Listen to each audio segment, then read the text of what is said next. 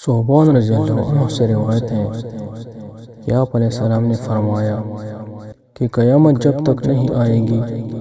جب تک میری امت کے قبائل مشرکین کے ساتھ نہ ملیں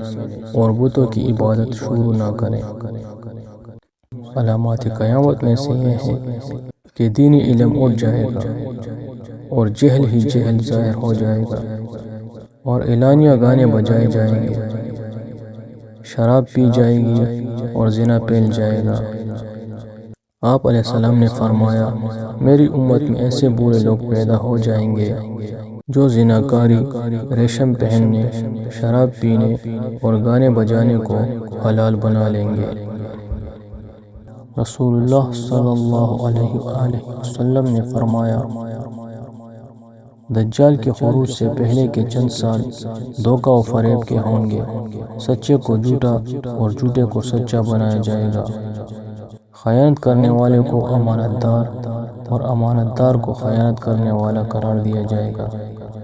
اور ان میں روبیزہ گفتگو کریں گے۔ پوچھا گیا روبیزہ کون ہے؟ فرمایا گٹھیا یعنی فاسق و فاجر لوگ، یہ لوگوں کے اہم دینی معاملات میں اپنی رائے دیں گے۔ رسول اللہ صلی اللہ علیہ وسلم نے فرمایا جب لوگ بیت المال کو اپنی ملک سمجھنے لگے اور زکوٰۃ کو تاوان کی طرح مشکل سمجھے، امانت کو غنیمت کا مال سمجھے، مرد بیوی کی تابعداری کرے اور ماں کی نافرمانی کرے، باپ کو غیر سمجھے اور دوست کو اپنا سمجھے، دین کا علم دنیا کمانے کے لیے حاصل کرے، حکمرانی اور حکومت ایسوں کو ملے جو سب سے زیادہ نکمے ہو، یعنی بدذات، لالچی اور بد اخلاق۔ لوگ ظالموں کی تعظیم اس خوف سے کریں کہ یہ ہمیں تکلیف نہ پہنچائیں، شراب کلم کلا پی جانے لگے، ناچنے گانے والے عورتوں کا رواج ہو جائے، موسیقی کے آلات کثرت سے ہو جائیں، امت کے پچھلے لوگ امت کے پہلے بزرگوں کو برا بھلا کہنے لگے، تو ایسے وقت میں تم لوگ سرخ اندھی آنے کا، آسمان سے پتھر برسنے، صورتیں بدل جانے اور ایسی آفتوں کا انتظار کرو جو لگاتار اس طرح آنے لگے جیسے بہت سے دانے کسی داغے میں پرو رکھے ہوں اور وہ داغا ٹوٹ جائے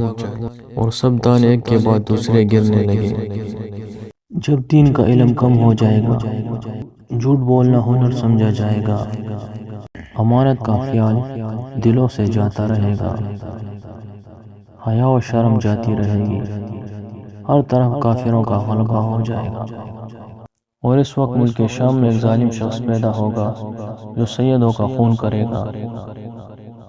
اور مصر و شام میں اس کا حکم چلے گا۔ جب یہ ساری نشانیاں ہو جائیں گی، اس وقت سب ملکوں پر عیسائیوں کی حکمرانی ہوگی۔